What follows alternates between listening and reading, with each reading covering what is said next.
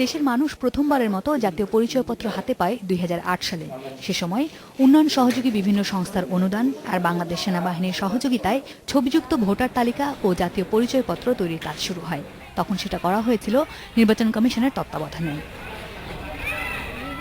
সেই থেকে এখন পর্যন্ত বিনা খরচেই গ্রাহকেরা জাতীয় পরিচয়পত্রের সংশোধন, তথ্য উপাত্তের পরিবর্তন বা যাচাই এবং হারিয়ে গেলে নতুন করে আবেদন করতে পারত।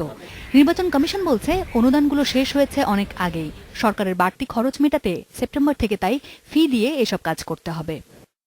যে কেউ হয়তো বাড়িতে ফেলে এসেছেন জাতীয় পরিচয়পত্র, ঢাকায় এসে তিনি দেখছেন তার একটি কাজ করতে জাতীয় পরিচয়পত্র দরকার, তিনি সেই জাতীয় পরিচয়পত্রটি বাড়ি থেকে সংগ্রহ করে সে কাজটি করবেন।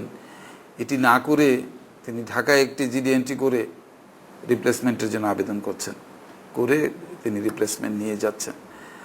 তো এই ধরনের প্রবণতাও বন্ধ হওয়া দরকার। কমিশনের সিদ্ধান্ত অনুযায়ী জাতীয় পরিচয়পত্র সংশোধন করতে প্রথমবার আবেদন করলে 200 টাকা, দ্বিতীয়বার 300 আর পরের প্রত্যেকবার 400 করে টাকা দিতে হবে।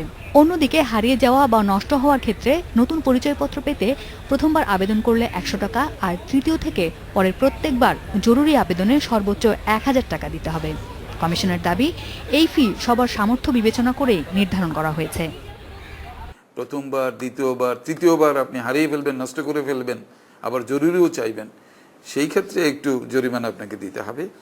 এই জায়গায় 1000 টাকা ধার্য করা হয়েছে। জাতীয় পরিচয়পত্র পেতে ভোটার তালিকা হালনাগাদের সময় তথ্য সরবরাহ ছাড়াও সারা বছরই অনলাইনে আবেদন করা যাবে। আসমামিতা, ইন্ডিপেন্ডেন্ট নিউজ, ঢাকা।